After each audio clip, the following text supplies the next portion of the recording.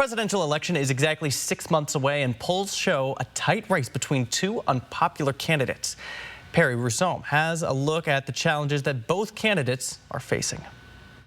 With just 6 months until Election Day, the latest ABC News Ipsos poll shows President Biden and former President Trump are still very close in the polls. In our poll, Donald Trump has a very slight edge over Joe Biden among all adults. But if you hone in just on registered voters or likely voters, you actually get the opposite result, and a few-point edge for Joe Biden. Over the weekend, the former president hosting a multi-day retreat with Republicans at his Mar-a-Lago resort in Florida. The event featuring donors, party leaders, close allies of Trump, and some potential VP candidates. Republican Senator Tom Cotton from Arkansas has also been mentioned as a possible running mate. Appearing on This Week, he was critical of the White House's handling of the campus protests. You can protest all you want. If you want to make a fool of yourself and support a terrorist group, you can do that. Now, if you're a foreigner, you can't.